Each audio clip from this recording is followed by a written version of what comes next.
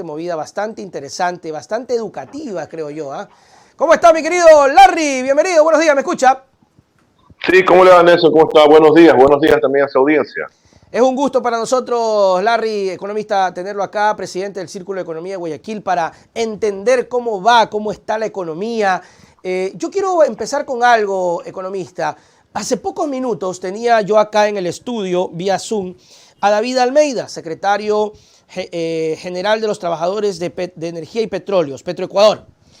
Y él nos hablaba sobre el tema de los subsidios, sobre los cálculos, sobre los análisis, y él nos decía básicamente que subsidio como tal ya no existe dentro de la estructura que él habla, y que cuando menciona el gobierno de estos millones de dólares que se perjudica, no es tan real.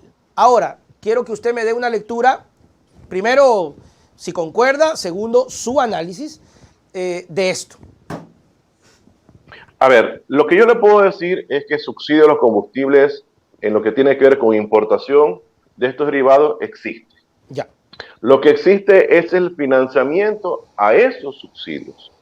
Por ejemplo, ¿cómo lo financiamos? Con la exportación de derivados, por ejemplo, y también lo estamos financiando con la exportación de crudo, o sea, con los beneficios que generan tanto la exportación de crudo como los derivados. Se está financiando el subsidio a los combustibles. Eso es real, eso es parte del debate público.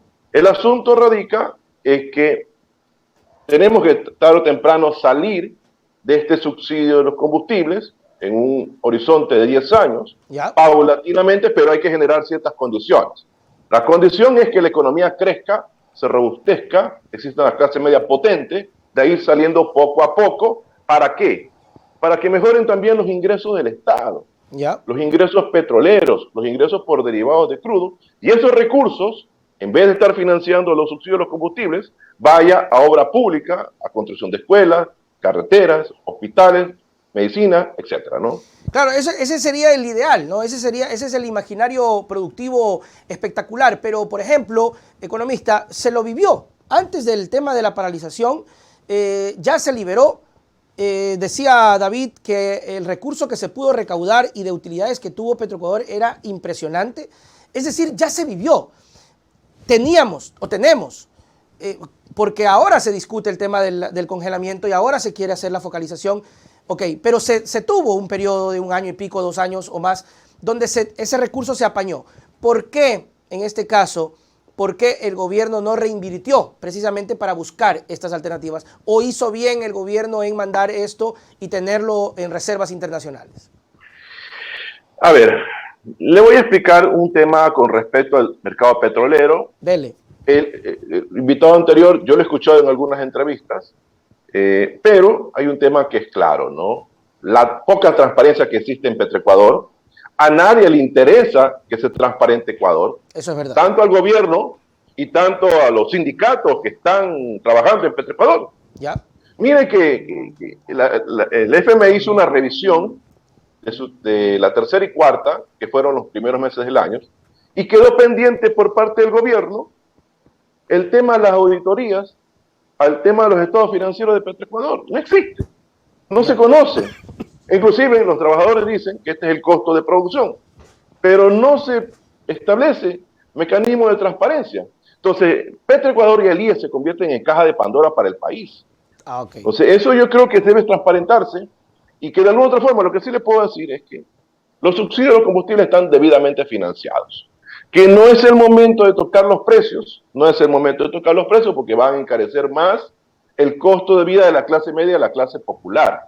Eso yo creo que debe ser el mensaje, pero de que tenemos que salir de los subsidios, tarde o temprano tenemos que salir. Entonces, eso por un lado. Por otro lado, usted acaba de decir que efectivamente en esta revisión tercera y cuarta, el gobierno se compromete a que esos excedentes petroleros, una vez que financian los subsidios, el resto vayan a las reservas internacionales para garantizar la sostenibilidad del pago de la deuda externa. Entonces, eso sí es muy lamentable para el país, porque esos recursos que estamos gozando con precios récord en cuanto a los precios internacionales deben ser destinados para lo que es compra de medicina, más que todo infraestructura pública, mejoramiento de las unidades educativas que empezaron clases en la región costa con prácticamente sin pupitres en algunos o con las paredes destruidas, sin pintar, etcétera. Eso debe ser utilizado, estos recursos, pero lastimosamente se está garantizando pago de deuda externa, ¿no? Y este manejo es lo que hace, Larry, que la gente de a pie, de abajo, o sea, yo no quiero decir de abajo porque se vaya a malinterpretar, pero la gente de trabajadores como nosotros, termine no sintiendo precisamente esa economía y que tal vez sí, en números grandes, el Ecuador está hermoso, está bellísimo. Es más, nos ven guapos, nosotros internacionalmente nos coquetean los mercados, pero acá no se siente. El asunto es que estamos atravesando desde el 2015 un proceso de estancamiento económico. El 2016 nos vino un terremoto, nos vino una pandemia y ahora la invasión de Rusia a Ucrania. O sea, lo que vivimos más o menos por los años 2008 a 2014, en donde se robusteció la clase media porque también tuvimos un boom petrolero, se mejoraron las recaudaciones tributarias, que hayan generado exceso de gastos y hasta cierto punto desperdicio de recursos públicos, eso se dio. Pero hubo una especie de fortalecimiento de la clase media.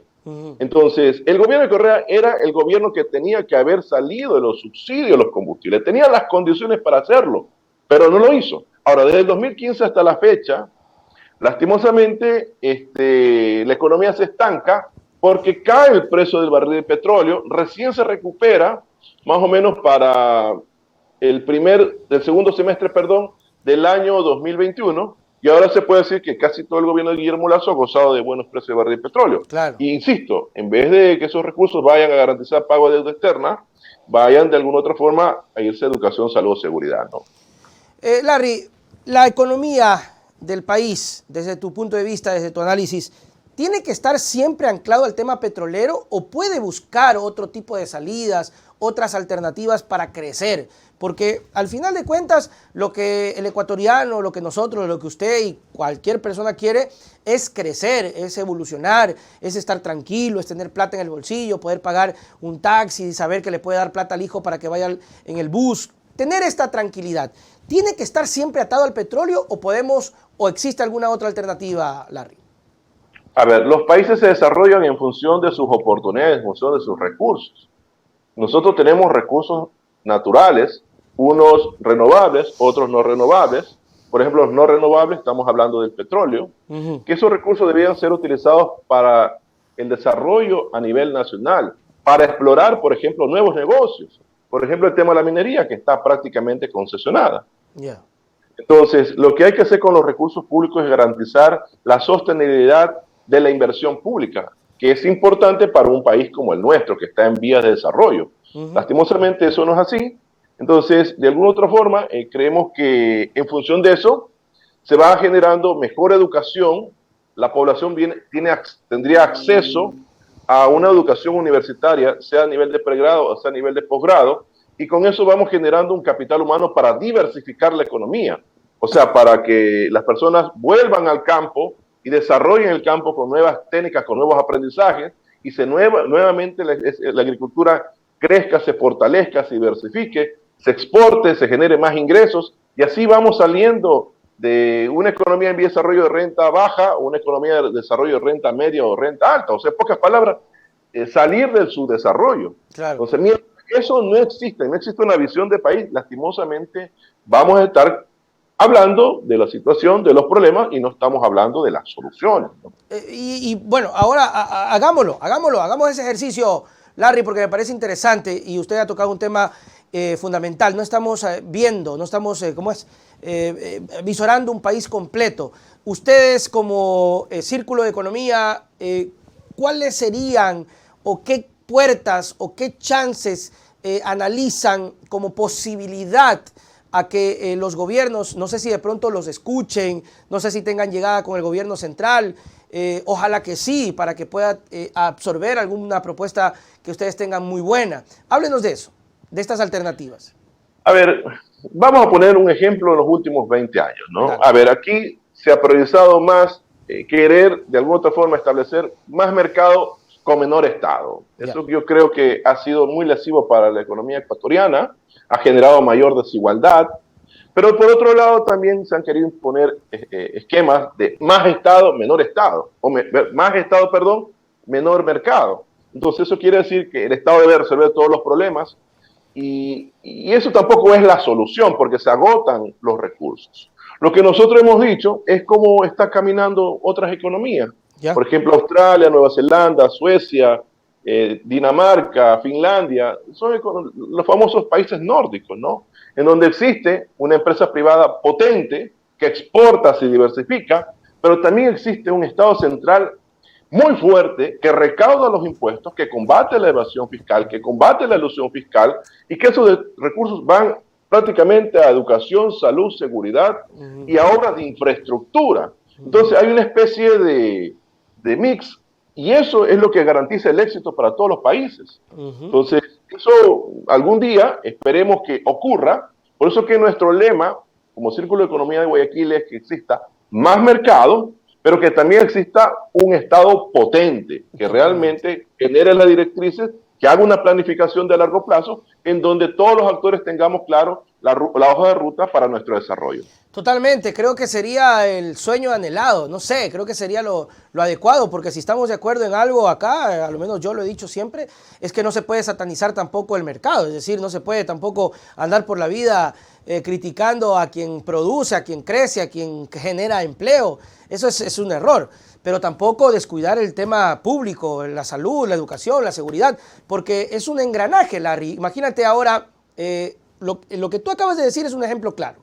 Tenemos un Estado que de pronto se preocupa por lo macro, te pide o llama a la inversión extranjera, pero sin embargo acá y le da chance o quiere darle chance al emprendedor, pero sin embargo con un sistema de gobierno ausente desde lo público, tenemos la inseguridad que no te deja respirar.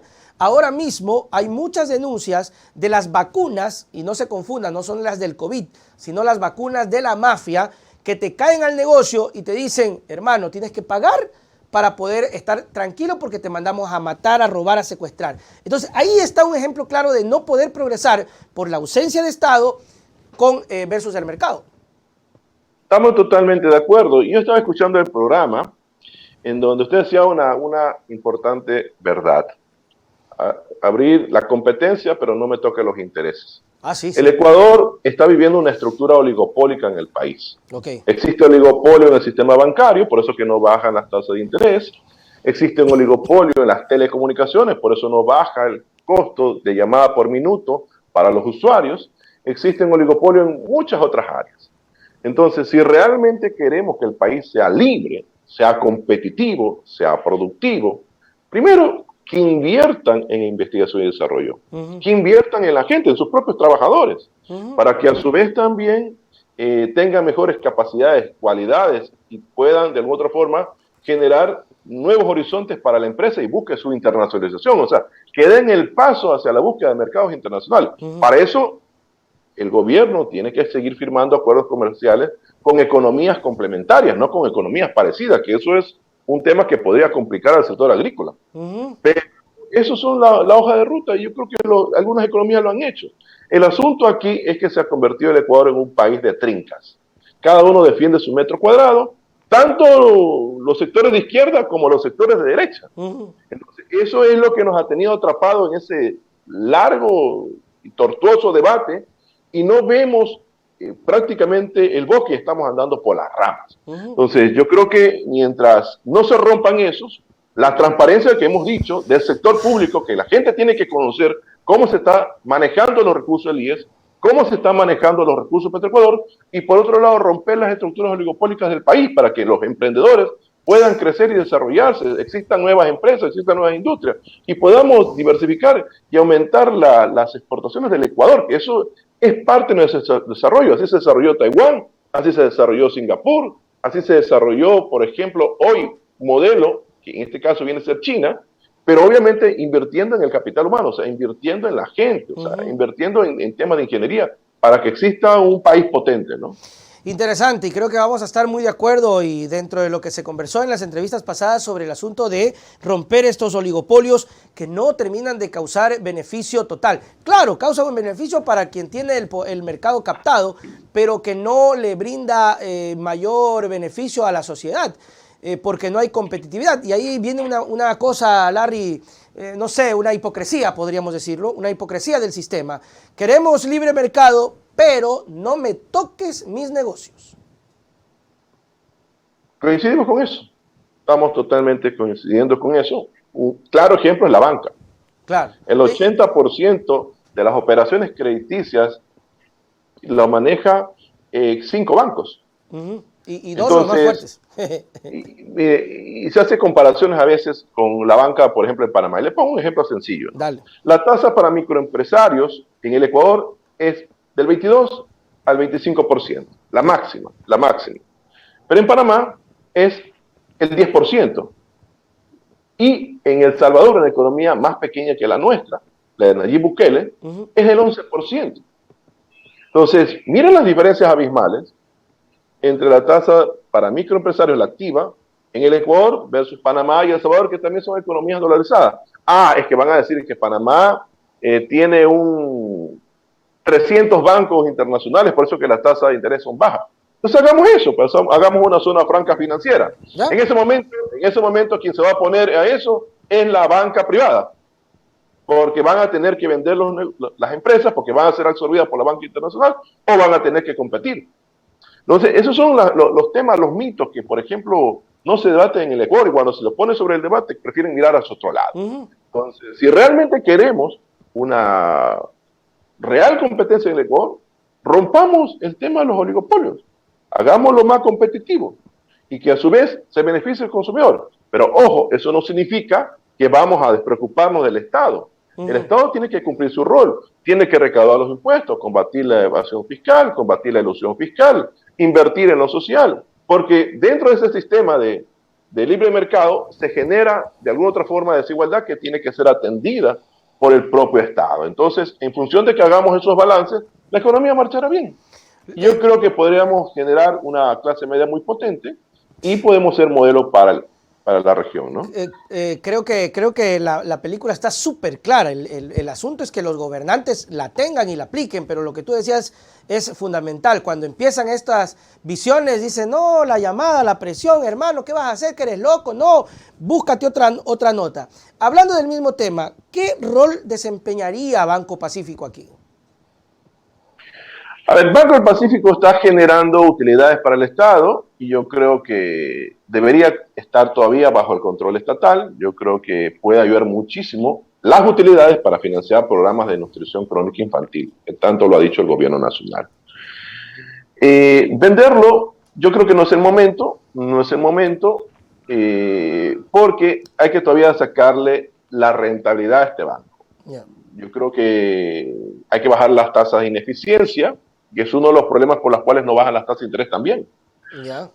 No lo digo yo, ojo, lo dijo también el gerente del Banco del Pacífico. ¿Qué significa la tasa de ineficiencia? Que, por ejemplo, tienen costos operativos demasiado elevados. Ok. La banca privada tiene costos operativos demasiado elevados. Están invirtiendo en sucursales, cuando hoy en día el mundo está desinvirtiendo en lo que tiene que ver con activos, con infraestructura física. Más se está concentrando en los canales online. Okay. O sea, debería hacerse educación financiera, inclusión financiera. Las personas tienen acceso a telefonía. Los jóvenes ya están prácticamente en las conexiones en línea. Ya muy pocos jóvenes van a los bancos. Los que van a los bancos son los adultos mayores.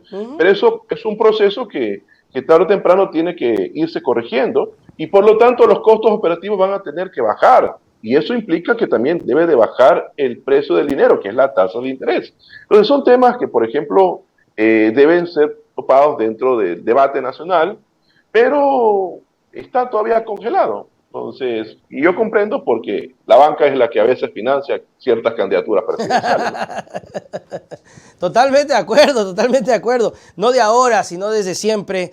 desde siempre, mi estimado Larry. Creo que se han hablado de muchos temas claros, muchos mitos, muchas cosas que no quiere que se toque el gobernante mayoritario, el que ejerce el poder, y que definitivamente sí sería un rumbo o un cambio de rumbo significativo para el Ecuador. Creo que, no sé, ustedes que conversan ahí, ¿cuándo crees tú, siendo especulativo, que algún día esto pueda cambiar, ¿no? Que alguien diga, bueno, se acabó este relajo, vamos a eliminar y que venga otra empresa de cerveza, carajo, ya pues, solamente una, no puede ser. Que venga otra empresa telefónica, que venga otro banco. Depende también de las coaliciones políticas, del grado de madurez de los políticos. Yo creo que ha habido mucho sectarismo. Cada uno defiende su agenda. Yo creo que de alguna otra forma tratar de buscar consensos para trazar una hoja de ruta de cara a los próximos 20 años va a ser crucial. Entonces, pero vamos a ver qué es lo que pasa al interior de las elecciones. Estamos hablando de 2025, en el momento que ya se elijan nuevos gobiernos, se elijan nuevas asambleístas. El tema es que se ponga en el debate, bueno, ¿qué es lo que queremos para el país? A ver, necesitamos del rol privado, eso es fundamental, innegable. Sí. No hay que satanizar ese tema. Totalmente de acuerdo. Mientras el sector privado haga lo que tenga que hacer, invertir, reinvertir sus recursos, paguen a los trabajadores los beneficios de ley, paguen las utilidades, contribuyan al seguro social, o sea, cumplan con sus obligaciones, bienvenido sea la inversión privada local o internacional. Y el Estado, que en vez de despilfarrar recursos en obras que no le benefician a la población, se concentren en áreas que realmente generan valor de cara al futuro. Usted lo acaba de mencionar: educación, salud, seguridad y hasta cierto punto obras de infraestructura pública para generar de alguna otra forma condiciones para la calidad de vida de los ecuatorianos. Claro, también. Ese es un punto que actualmente está como bien frenado, el tema de la inversión pública, Larry, ¿no? Sí, ha habido una disminución de la inversión pública y eso se debe a que los excedentes petroleros están acumulándose para pago de deuda externa, pero tenemos que resolver temas de décadas. Por ejemplo, todavía el 30% a nivel nacional no tienen agua potable ni alcantarillado. Estamos hablando de una población muy importante, entonces esos son temas que tienen que resolverse. Temas de mejoramiento de las carreteras para que también de alguna otra forma mejoren los niveles de productividad y competitividad de nuestra actividad agrícola, ganadera, pesquera, manufacturera. Entonces, hay un tema muy sensible que todavía no lo topó el gobierno de Correa y no lo ha topado todavía ni Lenín Moreno ni el tema de Lazo. El costo, debe bajar el costo de la energía eléctrica. Se ha hecho una gran inversión en hidroeléctricas. Sabemos que existen problemas, eso dicen los informes, pero resuelvan el tema, corrijan lo que tengan que corregir, potencialicen esa hidroeléctrica y abaraten el costo de la energía. Con eso le vamos a dar un alivio a las personas que, por ejemplo, están en los sectores populares y también al propio sector empresarial. Claro. Y de esa manera resolvemos otro problema, que es el asunto de los subsidios de los combustibles. Vamos saliendo los subsidios de los combustibles de manera inteligente. Pero eso son ya decisiones de carácter gubernamental. Se necesita voluntad política para hacer eso. Pero lastimosamente se concentran en el escándalo, en el show, y no se concentran en resolver los problemas urgentes y prioritarios para el país. Además que creo que pagamos muy cara la energía. Sinceramente creo que la pagamos demasiado cara. 9 centavos y se exporta a 6 centavos a Colombia. Entonces sí, definitivamente. Ojalá, parece... no lo veo tan complicado, pero claro, tú has tocado un tema sensible. Lo complican los políticos. Lo complican ellos y la falta de voluntad política, que eso es un tema crucial, pero mientras no exista y mientras estén entrampados en denunciar esto, perseguir al otro y pelear su metro cuadrado, estas polarizaciones, tenemos el sándwich que nos estamos muriendo. Mire, yo tengo una frase, ¿no? Mientras más transparencia exista en la administración pública, menos candidatos a la presidencia de la República se van a presentar. Con eso se lo digo todo. Muy bueno, muy bueno. Larry Yumi Banda, muchísimas gracias por estar con nosotros, por compartir tus conocimientos. Te vamos a seguir molestando cualquier rato que tengamos que conversar de temas de análisis para que puedas participar de nosotros. Tus palabras para finalizar. Gracias por la invitación. Vamos nosotros a estar a la expectativa de lo que ocurre de cara a la economía ecuatoriana. No se presentan panorama alentador. Tengo que decir lo que proyectan los organismos internacionales, el propio Banco Central. La economía se desacelera este año y la cuestión que también se va a desacelerar en el 2023. O sea, el estancamiento del 2015 todavía lo vamos a seguir viviendo y eso de alguna otra forma va a incomodar, a molestar, la gente se va a quejar de que no tiene acceso al mercado laboral. Totalmente. De alguna otra forma los negocios no crecen, no aumentan las ventas. Es cómo está la situación económica. Entonces, por eso que es importante que, por ejemplo, el gobierno deje de acumular reservas internacionales y esos excedentes petroleros, aprovechemos el boom petrolero, vayan a obra pública para que también el inversionista privado también se contagie, invierta y también generen fuentes de trabajo, la gente consuma, los negocios vendan, el Estado recauda mejor tributo, aumenta la recaudación tributaria y se va a educación y salud. O sea, se genera un círculo virtuoso que realmente beneficie a todos, ¿no? Ojalá, ojalá, y sacarnos esa frustración de que el ecuatoriano trabaja tanto para no tener nada. Porque hay esa sensación de que me mato, trabajo, pero no logro romper el techo que deberíamos romperlo todos y buscar el progreso para vivir bien. Larry, muchísimas gracias. Gracias, un abrazo, buenos días para todos. Chao, nos vemos. Muy bien, mis queridos amigos. Bueno, han sido bastante variados los temas, interesantes. Hemos aprendido, Pilluelín aprende, porque aquí el que aprende soy yo. Bueno, y ustedes también. Gracias a nuestros invitados por aceptarnos, por compartir, por enseñarnos, por tener estos espacios donde podamos debatir, preguntar, averiguar, y creo que le hace bien a la sociedad tener en cuenta esto y que pues se comparta, se difunda, se vea, se analice. Tal vez a unos les guste, a otros no les guste. Pero de eso se trata, ¿no? De eso se trata. Saludos para Emperador, dice Efren. Te queda mejor un noticiero formal, dice. Sí, yo sé, pero la payasada se me sale. Es una lucha interna. Es una lucha interna, pero estamos como la empresa público-privada, luchando contra la seriedad y la payasada. Mis queridos amigos, muchísimas gracias por aguantarme. Nosotros seguimos diversificando. Y pues nada, seguimos en la lucha porque toca. Saludos para todos, gracias por acompañarme. Nos vemos hoy 3 en punto de la tarde con más información, particularmente con el tema que se ha desatado en Petroecuador, el escándalo de corrupción que Guillermito dice, yo no sabía, y que ahora dice, ya lo han votado, cuando sale la información y dice, será posible, vótenlo. Pero Guillermito sabía que había una mano externa que estaba influyendo en las decisiones de Petroecuador. Gracias, Emperador Apolo, gracias a todos, gracias a Tati, a Julio Arévalo, gracias a Paul Chamorro, a Luis Santillán, a Walter Trujillo, bueno, nos vemos, amigos. Nos vemos hasta el día de hoy, 3 de la tarde. Chau, chau. ¡Yep!